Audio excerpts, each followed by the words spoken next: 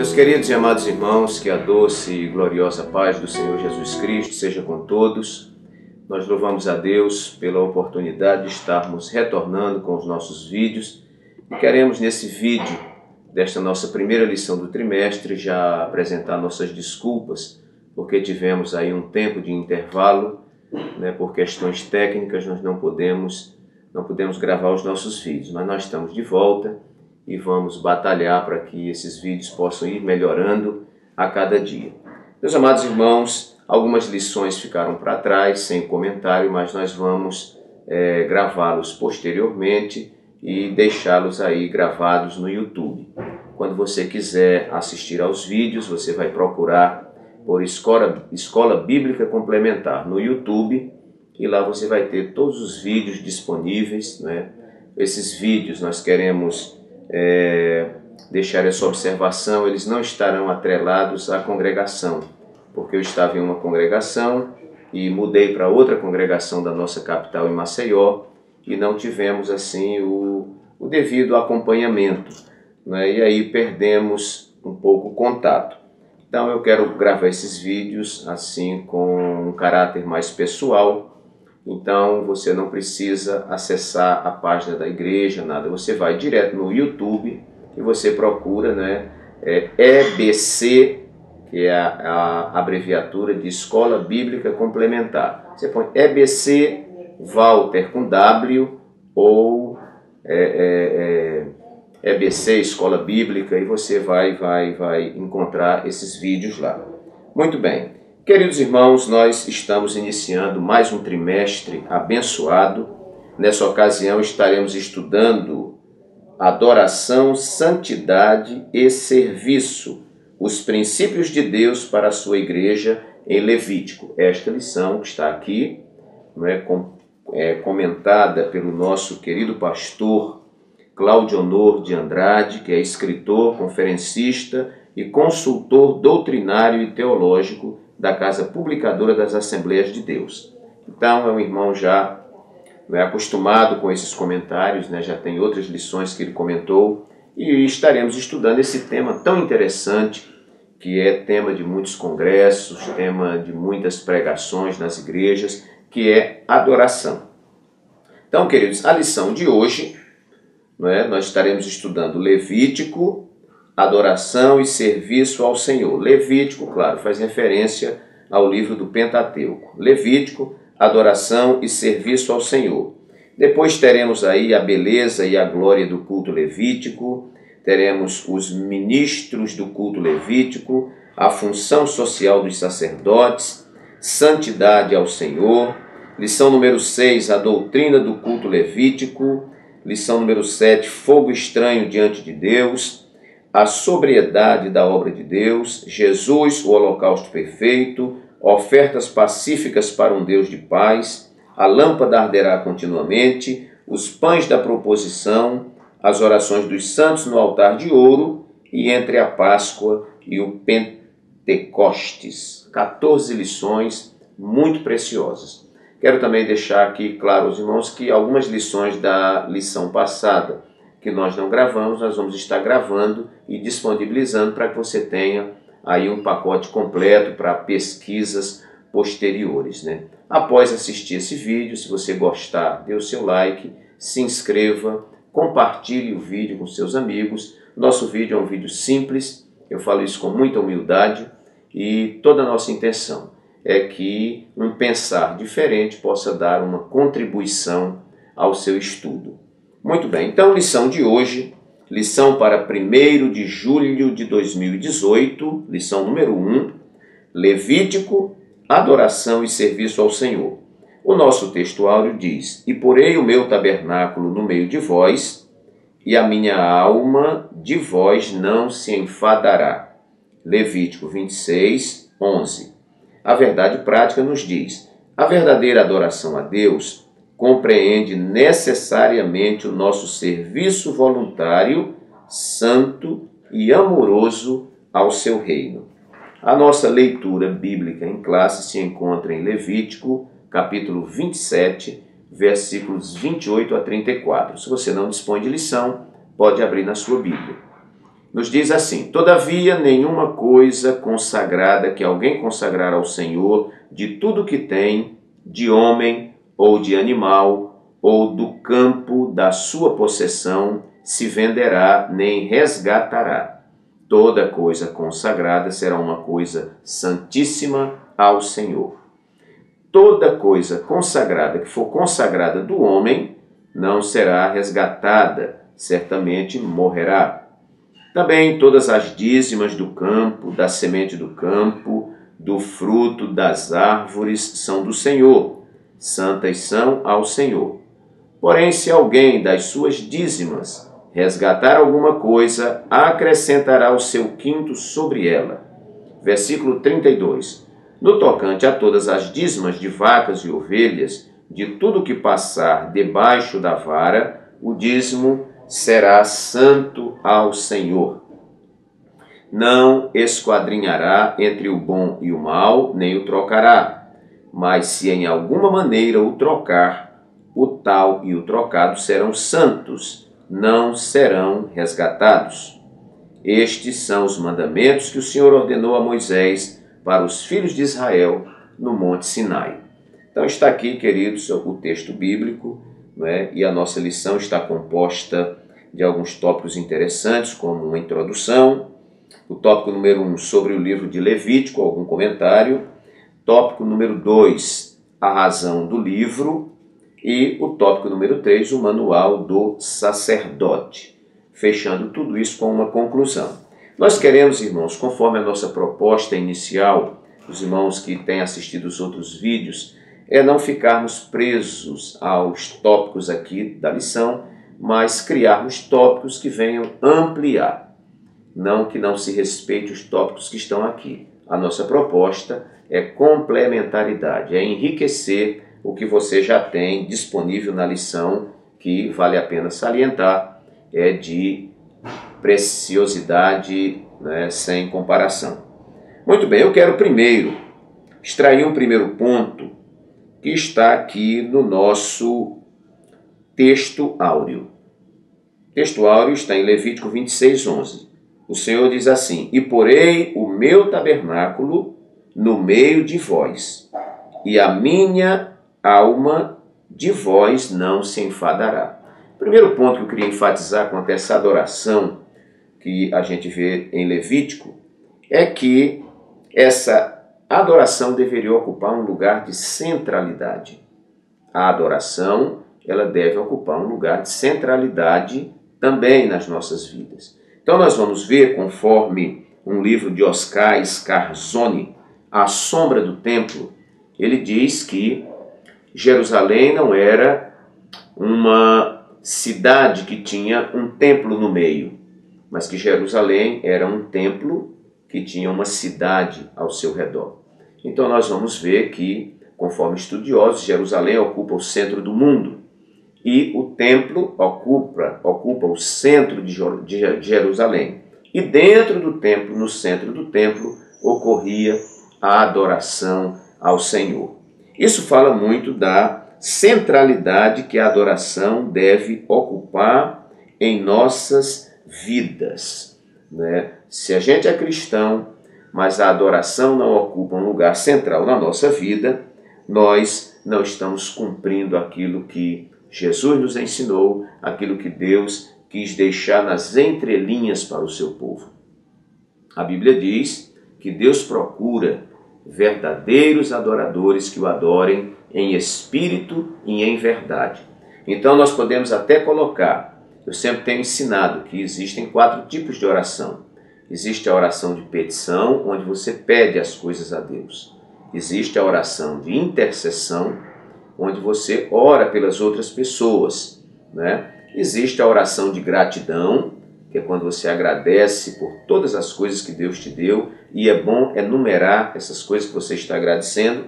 E a oração de adoração, que nós queremos inverter essa ordem e dizer que a adoração deve ser a sua primeira oração. Quando você se ajoelhar para orar, você comece não pedindo, não intercedendo por ninguém, nem agradecendo. Comece exaltando a Deus, dizendo que Ele é grande, que Ele é maravilhoso, que Ele é a razão da sua vida, não é? Então, a adoração.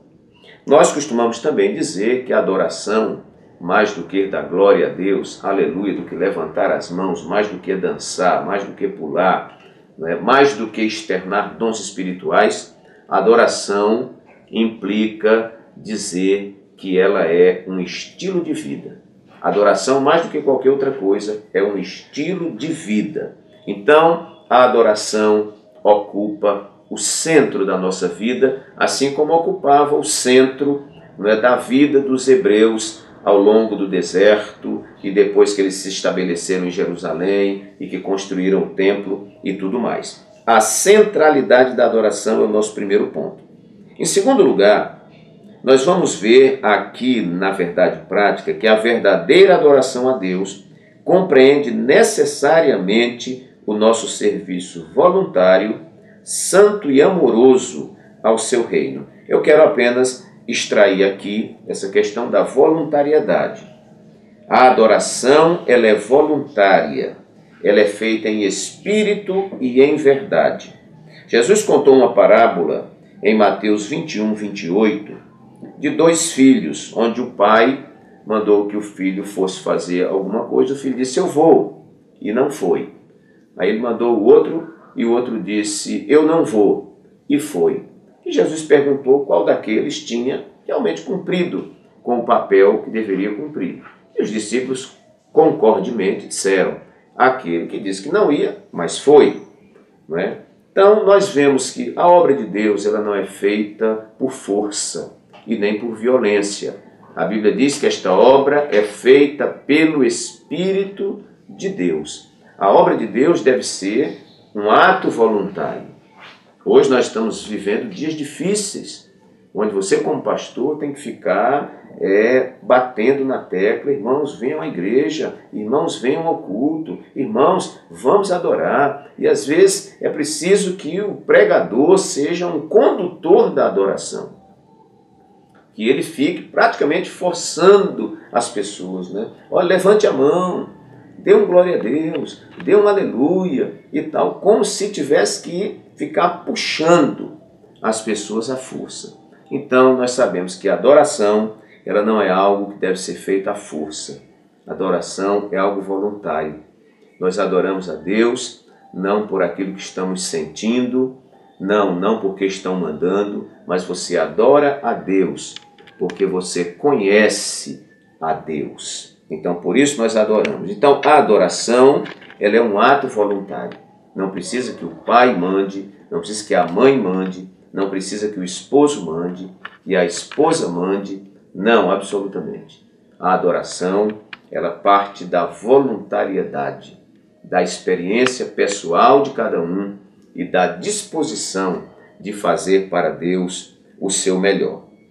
Em terceiro lugar, a santidade dos adoradores no aspecto pessoal e do serviço. A santidade dos adoradores no aspecto pessoal e do serviço. Então, queridos, nós vamos ver que essa adoração, ela parte do aspecto pessoal no sentido de que Deus separava a pessoa para a adoração, para o seu serviço. Não é? Separava esta pessoa das outras pessoas. Então, esta pessoa era separada das outras pessoas, ela era separada das impurezas. Nós vemos que, por exemplo, o sacerdote não podia se casar com qualquer mulher, o sumo sacerdote não podia casar com qualquer mulher, o sumo sacerdote não podia ter defeitos, não é? A vestimenta dele, os paramentos, não eram tudo impecáveis. Então, exigia-se uma santidade pessoal. O cuidado, vamos colocar aqui de forma resumida, o cuidado com a vida pessoal. Isto nós chamamos de santidade. O cuidado com a vida pessoal. Esta ação do Espírito de Deus na vida do homem, não é? Transformando-o, fazendo dele uma nova criatura, alguém com uma chamada e com uma vocação especial. Então, isso nós chamamos, esse cuidado pessoal, não é? Com a sua vida, com o seu comportamento moral, com o seu comportamento ético, nós chamamos isso de santidade. E o outro aspecto que nós dissemos, além do aspecto pessoal, nós temos o aspecto do serviço. O que é isso? Era quando Deus separava alguém, como exemplo, os sacerdotes e o sumo sacerdote, né? A tribo de Levi, para um serviço específico. Então, nós temos a santidade como adoradores, santidade de e santidade para. Santidade do mundo, separados do pecado, separados das impurezas, separados das irregularidades, daquilo que não é ético, e também separados para um serviço que é o segundo aspecto dessa santidade. Ou seja, Deus chama, nós vamos ver no livro de Levítico, não é, esse aspecto, que é Deus separando. Não é? Quem podia trabalhar no serviço do santuário, do tabernáculo? Somente a tribo de Levi. E para ser sacerdote e sumo sacerdote da família de Arão. Então, nós chamamos essa separação para um serviço de santidade. Então, a santidade dos adoradores no aspecto pessoal e do serviço. Em quarto lugar, a santidade do lugar. A santidade do lugar. Quando nós falamos de adoração, irmãos, eu me lembro que alguém disse assim, que hoje nós adoramos em espírito e em verdade, é verdade. A adoração não está restrita nem a tempo e nem lugar. E alguém disse, não, você pode chegar dentro da igreja, do templo, colocar uma trave lá de futebol, outra ali, pode se jogar dentro do templo, que ali não tem. Não é? Bom, nós não imaginamos bem assim. Nós acreditamos que se aquele lugar ele é consagrado ao Senhor, ali onde se cultua ao Senhor, eu acredito que nós nunca vamos pecar e nós nunca vamos errar, pelo fato de nós atribuirmos uma reverência, um valor, um respeito àquele lugar. Então, meus queridos, a santidade do lugar. Quando Jesus entrou no templo em Jerusalém e viu, né, lá os cambistas, os vendedores, a negociação dentro do templo, a desordem, Jesus fez um azorrague de corda, né, expulsou os cambistas, virou as mesas. Nós vemos ali uma irritação do Senhor Jesus. Eu tenho um amigo que ele dizia, pastor Walter, eu não acredito que Jesus tenha feito isso. Mas Jesus disse, o zelo da minha casa me consome. Então, meus queridos, toda reverência quanto à casa de Deus, quanto ao lugar da adoração, é pouco. Então, nós vemos Jesus fazendo isso. E em Êxodo 3:5, quando Moisés tem aquele encontro podemos dizer, com o Senhor Jesus, em forma teofânica, né, ali no deserto, né, e aquela moita, né, a sarça ardia e não se consumia. E ali, Moisés, quando viu ali a presença do Senhor, e o Senhor falou com ele, Moisés, tira as sandálias dos teus pés, porque o lugar em que tu estás é terra santa. Em Eclesiastes está escrito, se não estou enganado, capítulo 5, versículo 1, que diz assim, guarda o teu pé quando entrares na casa do Senhor. Então, queridos, quando nós tratamos de santidade em Levítico, quando tratamos de adoração no livro de Levítico, melhor dizendo, adoração no serviço do Senhor, no livro de Levítico, é importante a gente entender que as pessoas eram santas, os utensílios eram santos e o lugar também era santo.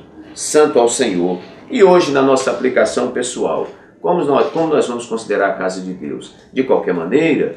Não. Nós devemos prestar reverência ao Senhor.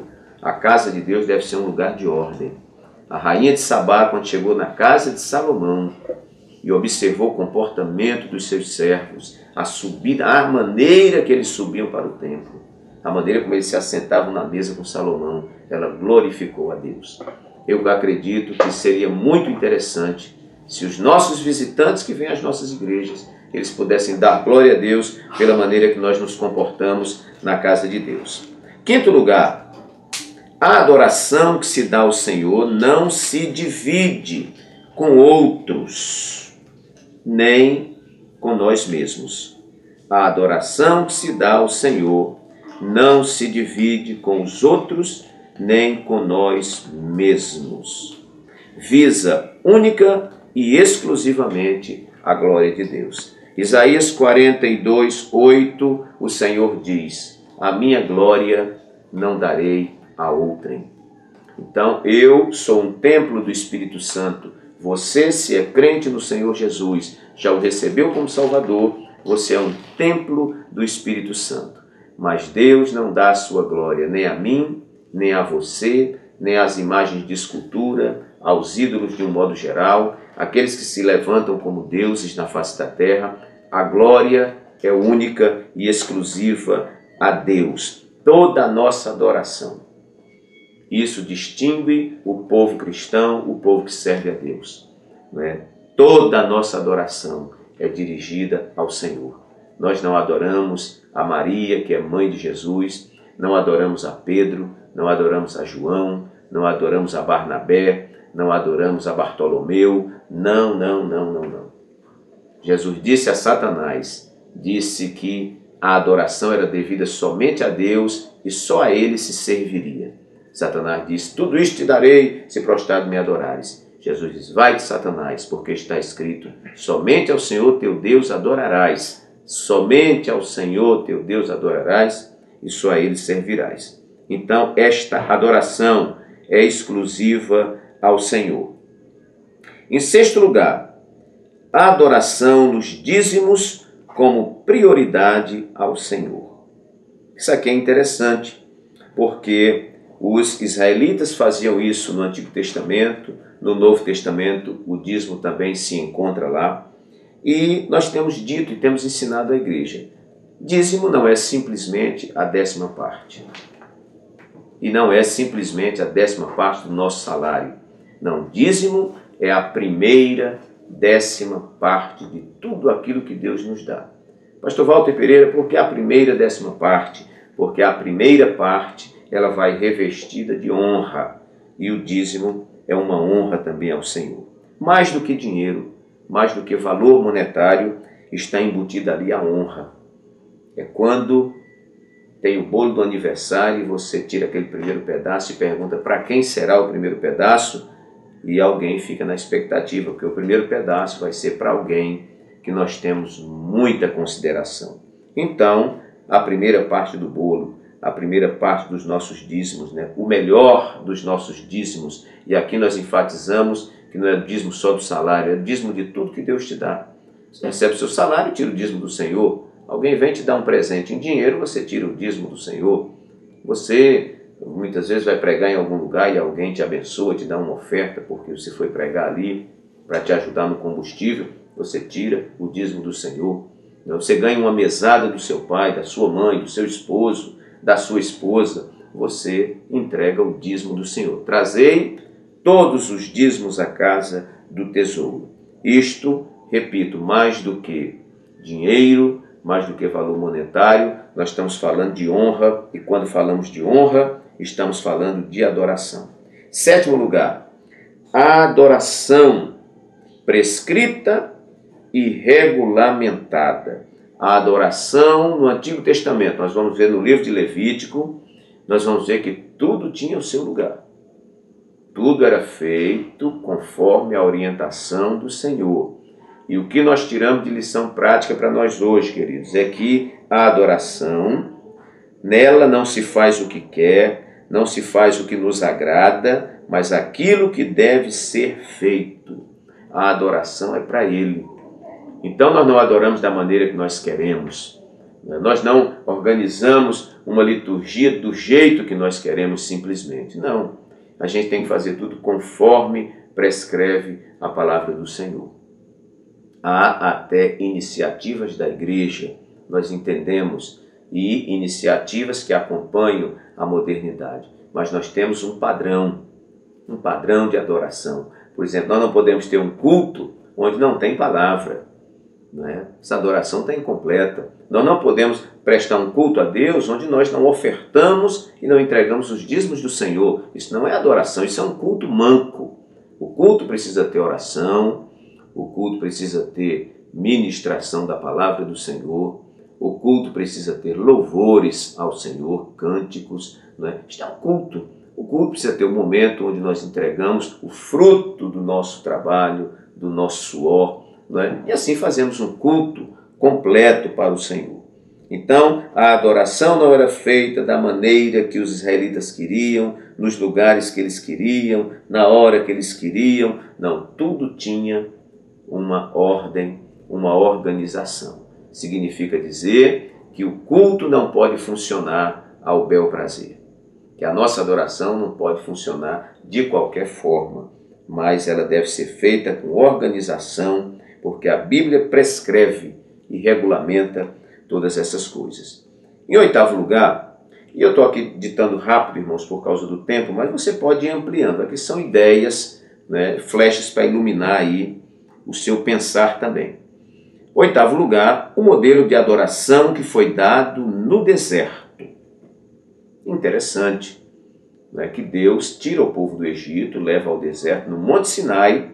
Nós podemos dizer, o Monte Sinai foi o monte das regulamentações. E Deus passa para Moisés ali tudo como deve funcionar, como deve ser o tabernáculo, o que deve ter dentro do tabernáculo, quem deve oficiar dentro do tabernáculo, por quanto tempo deve oficiar dentro do tabernáculo e por aí vai. Mas esse modelo de adoração me chama a atenção que ele foi dado no deserto. E do deserto é lugar de profunda ausência de recursos e total dependência de Deus. Toda adoração deve expressar dependência.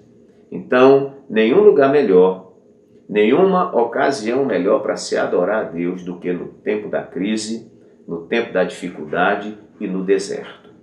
Toda adoração em tempo de bonança, ou não vamos dizer toda, não é bom dizer toda, tudo, né, sem exceção, mas a grande maioria do que se diz adoração em tempo de bonança não é verdadeira adoração. São adorações que visam alimentar o próprio ego, são adorações, como diz Tiago, né, que são para esbanjar, né, os nossos deleites, né, para satisfazer os nossos próprios deleites, nossas próprias vontades. Agora, tempo da crise, quando alguém olha para Deus, alguém olha com sinceridade, alguém tira as maquiagens, tira toda a máscara, né, e se apresenta a Deus como deve ser. Então, é interessante notar que o modelo de adoração levítico foi fornecido por Deus no deserto, em um tempo de escassez, porque o deserto é um lugar inóspito, é um lugar onde você não tem, você olha para o norte, areia, sul, areia, leste, areia, oeste, areia, e você depende totalmente do Senhor. Em nono lugar, vamos colocar aqui, nossas conquistas se dão mais pela adoração do que pela petição. Eu comentei aqui anteriormente. Quero apenas deixar aqui esse tópico, né? Nossas conquistas se dão mais pela adoração do que pela petição. Eu quero dizer que enquanto você adora a Deus, enquanto você diz o que Ele é, enquanto você diz que Ele é importante porque Ele significa isto para você, Ele vai suprindo suas necessidades. Às vezes nós desprezamos a adoração e ficamos pedindo, eu quero, eu quero, eu quero, e não recebemos. Cuide em adorar a Deus, né? Dê a Ele o seu melhor, e Deus certamente vai sempre te dar o que Ele tem de melhor, né? Então nossas conquistas se dão mais pela adoração do que pela petição. Em décimo lugar, estamos caminhando para o final, a adoração pode produzir vida ou morte. Como é que é, pastor? Adoração produzindo morte? Sim. Nós vemos que dois filhos, né, de Arão, Nadab e Abiú, resolveram fazer uma adoração particular. Era uma adoração. Pegaram os incensários para fazer a adoração e eles foram consumidos pelo fogo do Senhor. Então nem tudo que se chama adoração é adoração. Existe hoje na igreja muito fogo estranho que não procede de Deus, né, que a gente pensa que é de Deus. Mas tudo que esse modelo de adoração faz é não promover nenhuma edificação. Se não procede, se não promove edificação, se não promove a glória de Deus, nós podemos dizer aqui, é de procedência maligna. Então, a adoração pode produzir vida ou pode produzir morte. Quando ela produz morte, quando ela é feita na base da irregularidade, quando ela busca a glória do homem, não a glória de Deus, né? Quando ela visa a nossa autoexaltação e não a exaltação de Deus. 11º lugar, A adoração nos purifica, nos santifica e nos faz santificar. Não é? E aqui eu tenho este como último tópico, é o 11º. A adoração nos purifica, nos santifica e nos faz santificar. Há um trecho aqui da lição que fala da razão do livro, que diz: o livro de Levítico foi escrito tendo em vista esses objetivos: purificar Israel das abominações do Egito. Eles saíram do Egito cheios de pecado, deveriam ser purificados e a adoração promove isso. Preservá-los das iniquidades de Canaã, ou seja, a adoração vacinaria os hebreus para quando entrassem no lugar da poluição, eles não se contaminarem lá em Canaã. E transformá-lo, o povo, num povo santo, obreiro e adorador. Ou seja, adoração que promove o bem-estar das outras pessoas. Abraão foi abençoado, mas ele deveria ser uma bênção para todas as nações. Então a adoração nos purifica, nos santifica e nos faz santificar os outros. Louvado seja o nome do Senhor. Então, meus queridos irmãos, também aqui mais à frente diz: arrancar o Egito de Israel, embora já livres da servidão de Faraó. Vamos aqui antes. Além de arrancar Israel do Egito, a Moisés coube também uma missão ainda mais difícil: arrancar o Egito de dentro do povo. Embora eles estivessem livres da servidão de Faraó, os israelitas não se livraram de imediato das abominações egípcias. Haja vista o lamentável episódio do bezerro de ouro. Moisés subiu ao monte, quando desceu eles estavam nus, dançando ao redor do bezerro. Deus para eles não significava mais do que um bezerro de ouro.